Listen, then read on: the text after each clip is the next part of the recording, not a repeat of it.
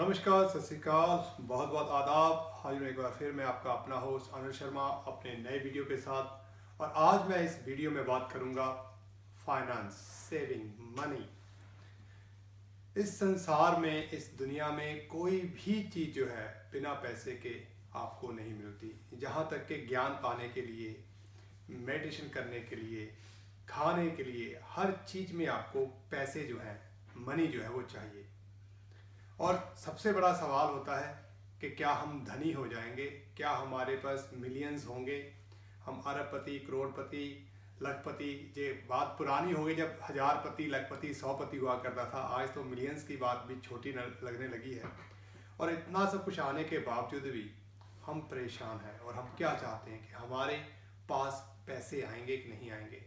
मुझे अक्सर कर लोग सवाल पूछते हैं जब मेरे साथ रीडिंग बुक करते हैं या मुझे पर्सनली मिलते हैं, तो वो सबसे पहला उनका सवाल मुझे जहाँ तक लगता है कि क्या मैं लॉटरी जीत जाऊँगा, क्या मैं मिलीनियर बन जाऊँगा।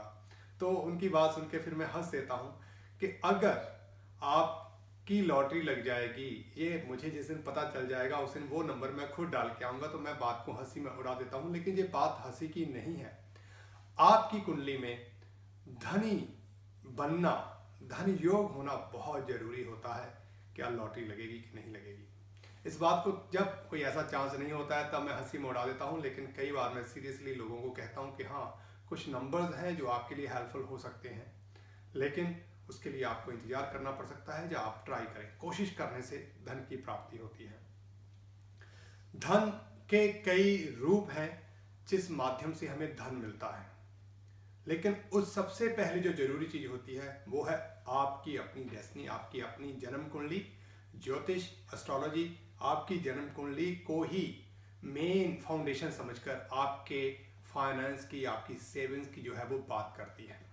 और जब बात आ जाती है कि पैसे कैसे आएंगे, कैसा होगा, मेरे पास पैसे आ तो रहे हैं, फ्लो ऑफ मनी तो बहुत है, लेकिन पैसे रुकते नहीं हैं। ये भी एक समस्या है। भाई रुकते क्यों नहीं है? अगर हमको घर छोटा था, हमने बड़ा ले लिया, इसलिए पैसे चले गए। निश्चित तौर पे हमारी ज़रूरतों के ऊपर ही पैसे जो हैं वो खर्चे जाते हैं, एक्सपेंडिचर होता है। लेकिन कई बार कुछ चीज़ें होती हैं, लेकिन थोड़ी देर बाद हमें उनका एहसास होता है कि उनकी ज़रूरत नहीं थी, तो हमें लगता है कि शायद वो पैसे जो है वो कहीं ना कहीं वेस्ट हो गए हैं, और पैसा रुकता नहीं है, ये कारण हो जाता है। अब आप जो बस में सफ़र करके पैसे, गाड़ी फ्यूल फूकना जो होता है, उसके लिए आपको गाड़ी चाहिए, पेट्रोल लगाएंगे, उसका आपको रोड टैक्स देना होगा, उसकी आपको एमिटी करवानी होगी, बहुत कुछ खर्चे आपके बढ़ जाएंगे। अगर आप खाली एक टिकट खरीदें और बस लेकर आप सीधे निकल जाएं लंदन के लिए, तो आपके पैसे जो आपने मतलब एक मंथली जो आप इंस्टॉलमेंट देते हैं और जो चीज़ें करते हैं वो आपकी नहीं होगी, आपके पैसे बच जाएंगे। अब इस तरह से पैसे बचा सकते हैं, लेकिन उसमें आपका टाइम चला जाएगा। आप घंटों तक इंतजार करेंगे और रास्ते में कुछ और आपको चीज़ें करनी होती तो आपको अलग अलग रूप से गुजरना होगा। इसलिए पैसों का उपयोग हमारे लिए बहुत ज़रूरी है।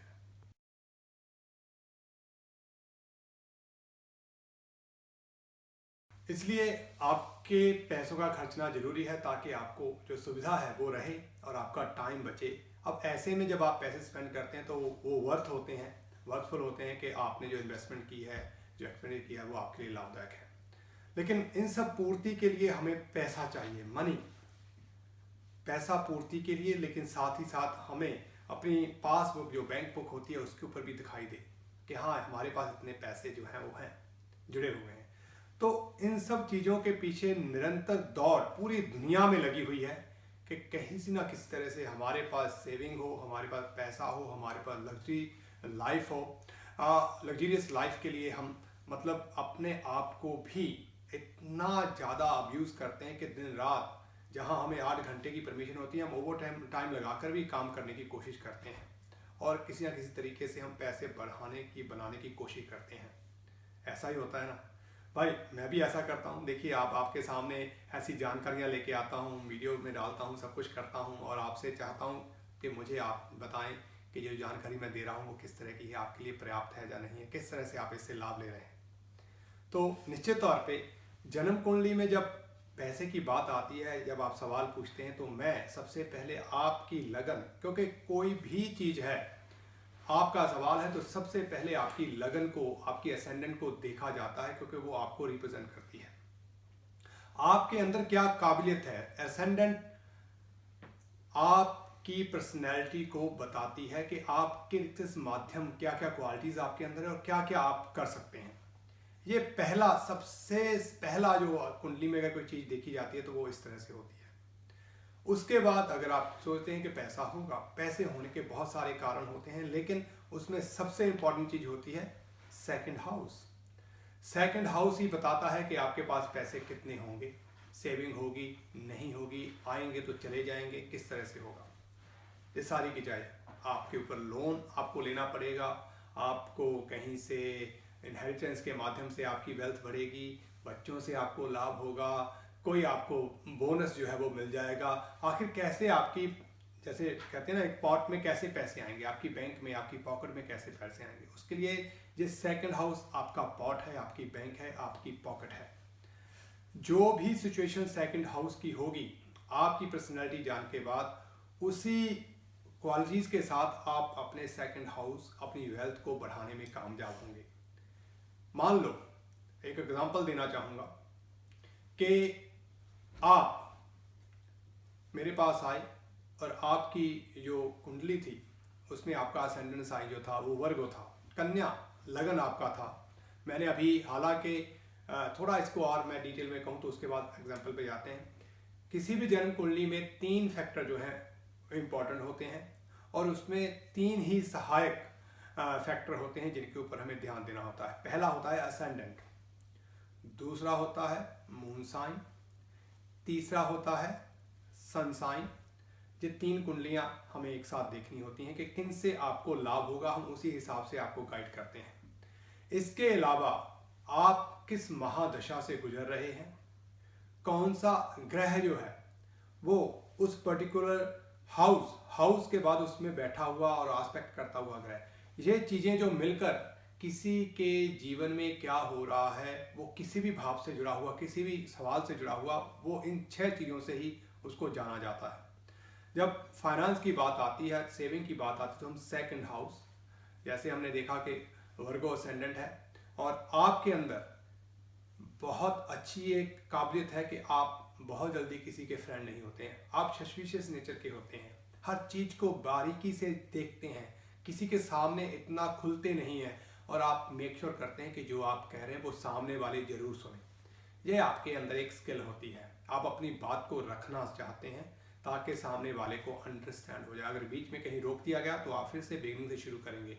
तो ऐसे में आपके अंदर एक कला होती है चीजों को, जैसे कहते हैं सेल एंड परचेज की जो क्वालिटी है आपके अंदर होती है। 6th राशि जो अपने आप में डायग्नोज की राशि होती है, किसी चीज का डायग्नोसिस कैसे किया जाए, ये इसके अंदर छिपा होता है। बीमारी, 6th हाउस कन्या राशि में बीमारियां देखी जाती हैं, न्यूट्रिशन देखा जाता है, इसमें देखा जाता है कि कर्जे की संभावना कैसी है, आपका जॉब के प्रति नजरिया कैसा है।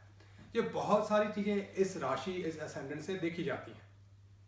हमें अब ये देखना है कि जब हमने देखा आपके अंदर क्वालिटी का है और साथ ही हमने देखा कि आपके सेकंड हाउस में है लीब्रा साइन, शुक्र का साइन, और ऐसे में अगर शुक्र जो है बहुत ही अच्छे तरीके से प्लेस्ड हो तो आप अपनी जो पर्सनैलिटी है, अपनी पर्सनैलिटी से ही आप लोगों को इम्प्रेस करके जो है पैसे कमा सकते हैं। और साथ ही साथ अगर शुक्र कहीं आपका लाभ स्थान में बैठ जाए, 11th हाउस में बैठ जाए, तो इसका मतलब है कि आप कला के क्षेत्र में बहुत ज़्यादा अच्छा रहेंगे। आप अगर सोलिसिटर हैं, क्योंकि डिफरेंट फील्ड बताता हूँ, सोलिसिटर हैं तो आप सोलिसिटर में अगर आप फैमिली सिविल सोलिसिटर हैं, सिविल जो है लॉ करते हैं, तो निश्चित तौर पे ये आपको लाभ देगा। आप कोई मैरिज ब्यूरो चलाते हैं, आप मैरिज जो पार्टीज हैं उनको ऑर्गेनाइज करते हैं, आप कैटरिंग का ऑर्गेनाइज करते हैं, आप इवेंट ऑर्गेनाइजर हैं, तो इस माध्यम से आपके पास पैसा आएगा। और 11th हाउस में वीनस का चला जाना मतलब इन चीज़ों से आपके पास पैसा आएगा और उसको कोई रोक नहीं सकता। तो आप अपने थीम को, अपने प्रोजेक्ट को लोगों को बताएंगे कि किस तरह से मैं आपको आपकी चीज़ों को किस तरह से लोगों को दिखाऊंगा, आपको किस तरह से लोगों के सामने रिप्रेजेंट करूंगा आपके प्रोडक्ट को। मान लो आज आपकी शादी को, और मैं आपके शादी की जो वीडियोग्राफी है उसको इस तरह से नया फॉर्मेट देने की कोशिश करूँ जो सबसे जो अलग होगा, एक यूनिक आपके लिए बन जाएगा।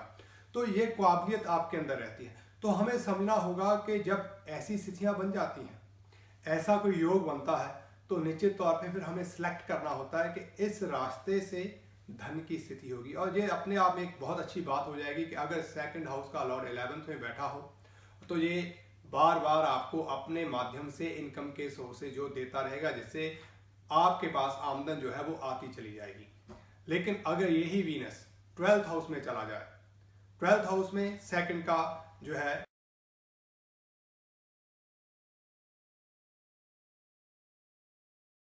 आपके 12th हाउस में है, तो इस बात को हम जानेंगे कि सेकंड हाउस का 12th हाउस जो है वो इनकम है, क्योंकि 12th हाउस से हम सेकंड हाउस से 12th इनकम में चला जाता है। लेकिन लगन से ये एक्सपेंडिचर की ओर है। आप लाभ तो कमाएंगे, लेकिन आपके 12th हाउस का आपकी लगन से 12th होना एक्सपेंडिचर को दिखाएगा। इसका मतलब पैसा आएगा, जो आप बात कहते हैं कि पैसा आता तो बहुत है लेकिन निकल जाता है। तो ऐसे में आप अपनी लाइफ को लग्जरी प्रदान करने के लिए, सुकून देने के लिए, रिलैक्स होने के लिए, या अपने घर को सुंदर बनाने के लिए, ऐसी कुछ चीज़ों को करने के लिए आप उस पैसे का उपयोग करते चले जाएंगे, जिसकी वजह से ये पैसा जो है एक सेविंग की तरह ना हो कि आपके रोज़मर्रा की या आपकी ज़रूरतों को पूरा करने में ही आपकी सहायता करेगा।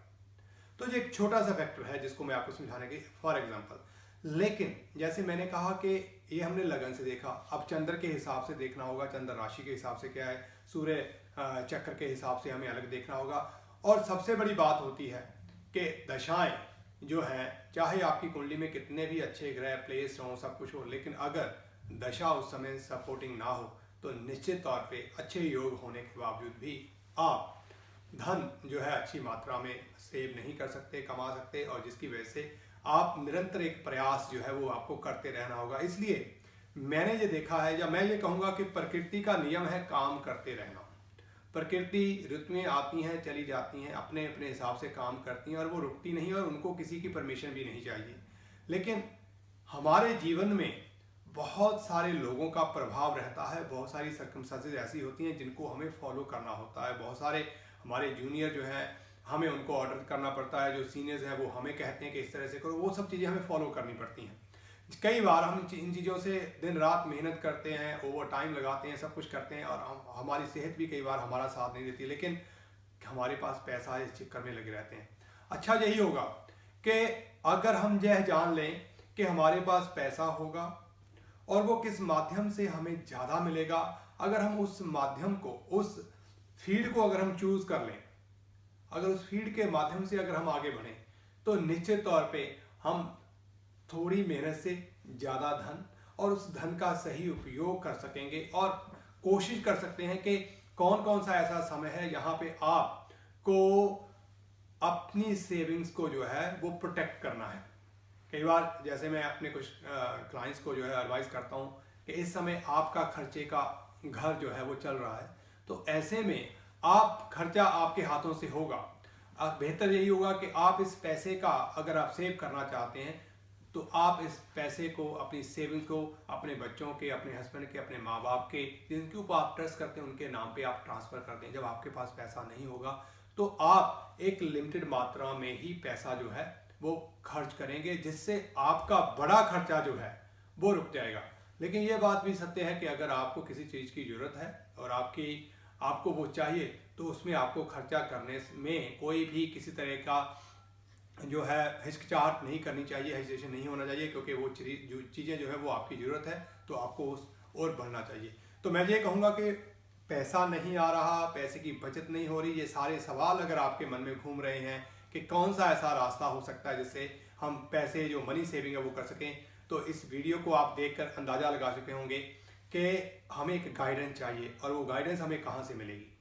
आप प्लानिंग सब करते हैं, देश का फाइनेंस मिनिस्टर प्लानिंग करता है, स्टेट का फाइनेंस मिनिस्टर प्लानिंग करता है, कंपनी का डायरेक्टर प्लानिंग करता है, उसमें भी चार्टर्ड अकाउंटेंट जो सब है वो सब पैसे को बचाने की कोशिश करते हैं। इससे घर में पति पत्नी जो भी इस चीज़ को मैनेज करते हैं, इस फील्ड को, वो कोशिश करते हैं कि हम इसके ऊपर करें, लेकिन इस सब के बावजूद हम इन सब झंझटों में पड़े रहते हैं। तो एक जन्म कुंडली भी एक ऐसा साधन है, एक ऐसा टूल है, अगर आप उसका सही उपयोग करें, उसको समय समय में प्रयोग करते रहें या एक गाइडेंस लेते रहें, तो वो आपका एक सच्चा मित्र हो सकता है आपकी मनी सेविंग के लिए, आपके वेल्थ को बढ़ाने के लिए। तो बस यही कहूँगा कि अगर आपके मन में ऐसा सवाल है और आप चाहते हैं कि आपकी वेल्थ बढ़े, आपकी पॉकेट में, आपके पॉट में, आपकी बैंक में पैसा बना रहे, तो निश्चित तौर पे आप एक अच्छे एस्ट्रोलॉजर के पास एडवाइस ले सकते हैं। अगर आप मेरे साथ बात करना चाहें, नंबर आपकी स्क्रीन के ऊपर, इस नंबर पर डायल कर आप मेरे साथ समय बना सकते हैं प्राइवेट, जिसमें हम अच्छी तरह से बैठ के उस चीज़ को समझने की कोशिश करेंगे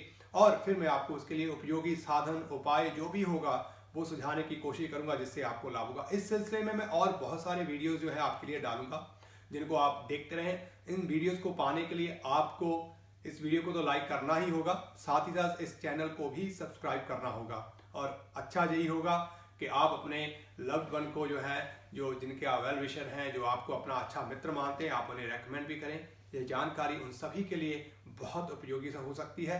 इसी आशा के साथ कि ये वीडियो आपको पसंद आएगा, मैं आपसे लूंगा इजाजत। धन्यवाद, नमस्कार।